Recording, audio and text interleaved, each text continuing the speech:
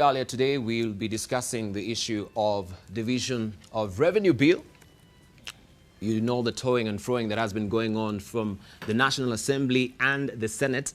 And now the senators have gone full steam ahead to the Supreme Court, filing an application to seek a clarification of their mandate. And also they're seeking your popular vote as far as amendment is concerned. And I'm now joined by Senator Honorable Boni Khalwale to tell us more about this event and what is really transpiring as far as the division of revenue bill is concerned. Hello, good morning, and thank you for joining us on air live. Right, good to see you. I would love to know, yes, you've gone to the Supreme Court right now. Yes? Yes, we have. And you're seeking, first of all, you have two approaches. Yes. One is the clarification of your mandate. Yes. Then the second one is that you're seeking to strengthen devolution, right? Yes. Let's start now with the first approach. Yes. You're seeking clarification. Why? From the go-getting of this, weren't you very clear as what is pertained from the Constitution as far as the senatorial seat is concerned? Indeed, to all Kenyans, the Constitution is very clear. Mm-hmm. If there was any area which was not clear, then Kenyans would have spoken to it during the time of the referendum. Mm-hmm. But the fact that they voted yes, it means they understood that the Constitution as it is was clear enough. But why we have gone for an opinion of the Supreme Court is because of two reasons. The first one is that being so clear as it is, mm-hmm. we hoped that the Speaker of the National Assembly and the President would see that clarity and use it to respect the due process that applies to the division of revenue bill. But because they didn't, then we are saying maybe there's something which is not clear that they need to be advised upon, or we need to be advised upon. Mm-hmm. The second reason why we go to court is because we want a determination whether the process mm-hmm. that was used in allowing the bill to be initiated from the National Assembly and eventually arriving at the desk of the President mm-hmm. was in accordance with the Constitution. And once we find that, we hope that the Supreme Court will use that opportunity to speak on the possible way forward in mm-hmm. view of the stalemate. Mm-hmm. Thank you. Right. So we have, I think, three parties. We have the CIC, yes. the LSK, yes. and the Attorney General. Yes. I'm given to understand the CIC, the LSK, they've been given a leeway yes. to continue yes. With this particular case. Yes. But the Attorney General has been slighted off yes. because of the matter of what? Neutrality. He makes yes. Yes. He's an adversary to yes. the yes. President, so yes. Yes. he's also an interested party. Yes. So how does it really change the dynamics of the whole issue right now? It doesn't change anything. Maybe just for purposes of further clarity, may I point out that the county governments mm-hmm. are also going to be enjoining themselves in this suit. So that brings in several players, the Senate, the county governments, and now the CIC and the LSK, which have been permitted. And we want to thank the Supreme Court for doing this, because the understanding of the Senate, and maybe most Kenyans, is that the President only proceeds on such a serious issue after receiving counsel mm-hmm. from the Attorney General, who is the chief advisor of the government. So if the Attorney General in the first place is the one who advises the President mm-hmm. to sign, then he is not neutral. He should just come to court and say, I'm coming to defend the government for having signed this without following the due process. So he's not a friend of the court? No, he cannot be a friend of the court. Amicus what? Curiae, yes, as they call it yes, right yes, now. yes. He's not a friend of the court as far as that is concerned. Yeah. Right now also, you are seeking signatures. Yes. Yeah? Yes. You want through the popular initiative. Yes. Why do you need the 100 signatures? We are very cautious about this. There are serious internal mechanisms that should be brought into play before we approach the public. And these internal mechanisms are currently going on. The person who is leading us on this initiative is former Attorney General Amos Wako, who thankfully has got sufficient experience in these matters. We want to make sure that the internal mechanisms are handled properly, lest we end up stepping on that sensitive area called sub judice, because the matter is already before the Supreme Court, if we move carelessly, we can go into the province of sub judice to the extent that then we will either be seen to assume or offend the Supreme Court. So we are hoping that the Supreme Court will move with speed so that our process is not unduly delayed. But if I may ask you also, Yes. I think with the new constitution, we have the provision of the sub judice rule. Yes. And to some extent, even Yes. the public is allowed, yeah, Yes. to venture into the matters that are proceeding in the courts, isn't Yes, it? yes. Yeah. To what extent then is the public allowed? Exactly. That's why I was saying we are exhausting the internal mechanisms because the line dividing the two is very thin. You step onto it and the Supreme Court can say, but that is sub judice. The Senate should not have done that if they are doing what we are doing. So we are moving very cautiously, but moving forward all the time. And the point is, at the appropriate time, we are going to approach members of the public. We want to obtain at least 1 million signatures. 1 million signatures. 1 million signatures as specified in the law. This is according to the Constitution, Section 257, which requires that anybody who promotes the popular initiative must get the concurrence of a minimum of 1 million Kenyans. And then after that, then you approach the IEBC, which will then ascertain that those 1 million signatures belong to registered voters. Yes. So if I may take you back also on the sub judice rule, because I think the demarcation line seems to be very blurred. Yeah? And the Constitution is not very clear as far as the sub judice rule is concerned. So how do we determine that, yes, this is the extent that we are supposed to go? Who determines that? Is it I the think Supreme the Court? best person is the High Court, the Supreme Court, the Supreme Court. So it's up to us to be cautious so that as we move, we are not eventually found to have stepped the line. So we're being very cautious and handling the internal mechanisms. Yes. Right. So also you'll be seeking a referendum. Yeah. Yes. And you'll be going to the county assemblies. Yes. Yeah. And there you will acquire the 2/3 as far as this issue is concerned. The process is this way. According to 257, once you get the 1 million signatures, and we are going to get far much more than that, as it is, we'll get more than 1 million signatures. You then attach to that for 1 million signatures a draft bill of what it is that you want to amend in the Constitution, the Constitution Amendment Draft Bill. When you give it to the IEBC, the Independent Electoral and Boundary Commission, and then it determines that these 1 million signatures are genuine. Once that is done, the IEBC will then approach the county assemblies. Each county assembly will be asked to vote on this particular draft bill. Do they want the referendum to go ahead or not? Once these county assemblies then agree, basi tunaenda kwa wananchi. But in the meantime, we are hoping that as soon as the Supreme Court will have given its advisory opinion and possible way forward, when we now move, before we move to the counties, we will in the meantime go and address the respective county assemblies. The senator, for example, the senator of Kakamega, here I am, I'll go to the county assembly of Kakamega and address them on the genesis and what is the way forward, so that by the time the draft bill arrives to the county assembly, they are not strangers, they are properly seized of the matter, and mambo inaendelea. And by the way, Kenyans need to know that the Constitution also, the standing orders rather, they permit members of the Senate to address an official sitting of the county assembly of any county in Kenya. If you are addressing a county where you as senator are registered as a voter, that is your county, the one you represent, then in that county, all you have to do is to notify the Speaker of the County Assembly. But if I want to address a county assembly where I'm not a registered voter, then I should do so with the concurrence of the Speaker of the Senate.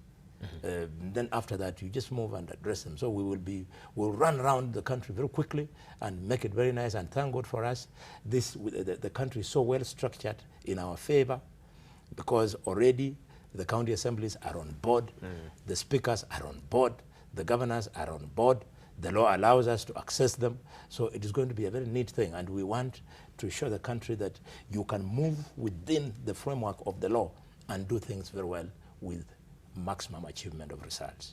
Yeah. Right. All the governors and the representatives, they are on board. But yes, the actually segment that is not on board is the National Assembly.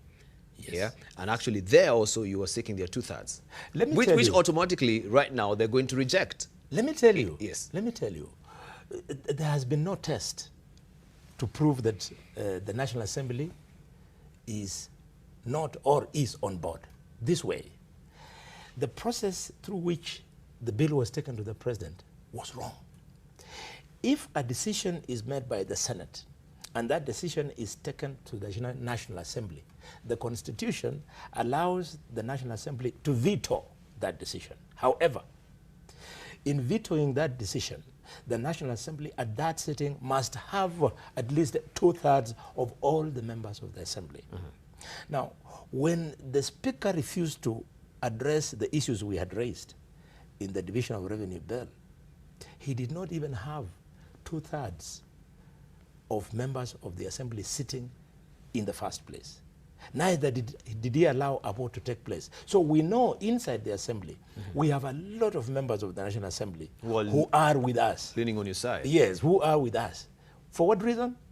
For the reason that the 12 members of Parliament who come from Kakamega, for example, are alive to the fact that the money that I'm fighting to make sure that the governor of Kakamega be given is money meant to eventually trickle down to their own constituencies. So if they oppose it, they will be opposing development in their own constituencies.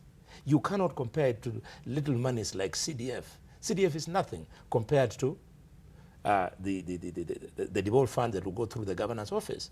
So if they fight it, they'll actually be fighting development in their own constituencies, and that, members of Parliament, we are in the business of remaining popular. You lose your popularity completely and your career can go to the ashes. Yeah. But now if it flies in the face of what you really say, yes, yeah, that you're very bullish, you have some support from the National Assembly, what yes, really happens to your side to really accrue that 2/3? Will you go to the counties and have maybe 24 of the 47 counties as a popular vote, or how does it work? It works this way. The counties will, at a formal sitting of the county, yes, consider and make a determination of the draft constitutional amendment bill that will have been attached to the 1 million signatures and forwarded to them by the IEBC. At that sitting, in the normal way that a county assembly transacts its business, a decision will be made. And once the majority of these counties have said they are in agreement, then we now take it to the people. Yeah. So if you come with your paper and you want me to append my signature, yes, why should I append my signature? Yes, because we are going to, the Constitution requires, on popular initiative, requires two things. Either I approach the voter asking for his or her signature using the draft bill, or I approach him with a general consideration. I tell him a general statement. So in this case, the way I'm seeing it, although Mr. Wako, Senator Wako will be the one who will be speaking to this authoritatively, but the way I'm seeing it, as somebody who participated in drafting of this constitution and campaigned for it and passed it, and I use it and I defend it, what I'm seeing is that the best way, the neat way, will be we approach the public with a general consideration, which will be short, that will allow them, without too much confusion, to either vote yes or no. Once that yes is given, then the promoters of the amendment will then refine that yes into a proper draft bill, because to get the Constitution right and to achieve what we want achieved, you will have to address various aspects of the Constitution. And if you approach one NG with the statement saying that amend this, amend that, amend this, people will say you want to mutilate the Constitution. Just give them a general consideration. They make a vote on the general consideration. And when you draft the bill, the IEBC will say, this bill is in accordance with the general consideration that you approached the members of the public with. And that way, it's neat. People just vote yes or no, and the proper things are made. Now, why I'm saying it's very important is because we do not want the public to think we want to get rid of the National Assembly, or we want to make the National Assembly irrelevant. No. There must be specific things that the National Assembly should do without reference to the Senate. For example, when they are oversighting the budget, they don't have to refer it to us. If they are vetting state officers, they don't have to refer to the Senate. If they are initiating a move to impeach the president, we should not compete with them so that there is a choice between senators initiating that move and National Assembly initiating. We want that to be the preserve of the National Assembly, that they initiate that move in their wisdom. And if they manage to convince themselves, then they forward the thing upwards to us. But until they do that, we will pretend that the best president is the one who is in office, even when what he's doing is obviously wrong. But we leave that decision to the National Assembly. That must be given so that Kenyans realize the two houses are important. Let me give you an example. Today, there are two decisions that have made the two houses. The first one was that Senate wanted the revenue to be raised from 210 to 258. And that is a very good thing for the country. Yeah. There's more money for development of our counties. And members of the National Assembly have, last night, decided that the money which was meant to go and massage the ego of retired President Kibaki should now be taken to give to welfare of teachers' salaries. Again, you can see that is a very good thing. So that was National Assembly oversighting on the budget. They have done a very good thing. And the Senate, when we were now oversighting on the division of revenue between the national government and the county government, again, we did the right thing. So one can see that both houses are fairly important and they must coexist. Right. Briefly, as we're winding up, because that is what I was meant to really ask you about, just to pick your mind as far as the 700 million shillings is concerned for the office of the retired president. Yes. Did you see it making any leak of sense as far as bonuses and perks is concerned for the retired president?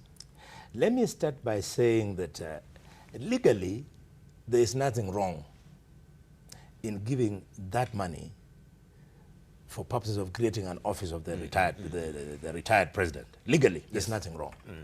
What is wrong is the amount of money that has been set aside for that exercise. What do I mean? A retired president will, for all intents and purposes, probably need a room for himself where he can sit, a room for his secretaries, and probably a waiting room, plus, of course, the other little amenities. That's all they will require. So the way things are done in Kenya, and I can speak with maximum authority. I've been chairman of public accounts. I see how public funds are siphoned. I know how it is done.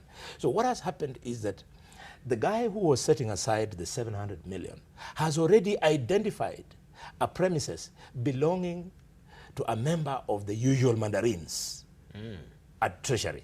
That person has already been identified with a premise worth 700 million for that matter. Okay. So as soon as the money comes out, the guy is given, the other guys will get their cut. So there's some jack and the bellies as far as all this 700 million shillings is concerned. Yes. Let me tell you, you remember the case of the IDPs, the internal depressed persons. Yes. So once they say we want to settle IDPs, when they go to buy land, they buy from themselves. Yeah. So they go and negotiate a very high rate, very unreasonable rate, so there is no value for money.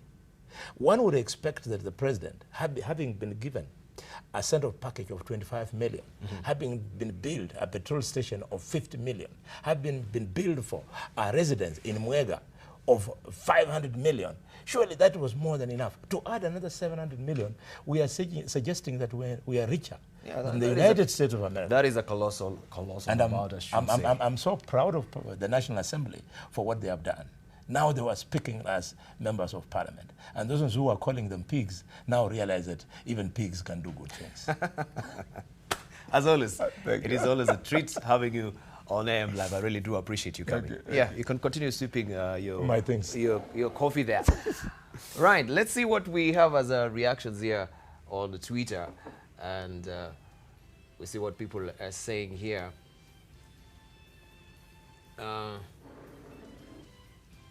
Well, it seems I don't have any reaction. I need to refresh that. But also remember, today we're talking about film. We're talking about movies. What movies have you watched that really tickled your fancy and you think we can discuss about it here? Of course, Kobe and Sheila will be talking about film industry today here. AM Live NTV is your profile name on Facebook. You can like us there, and AM Live NTV is our Twitter handle. Hit us there and follow us. 20505 is our SMS portal. I got it right today. Yes, you did. Yes, you did. Yes, you did. Good interview there. Thank you. So are you ever going to join us on AM Live, sir?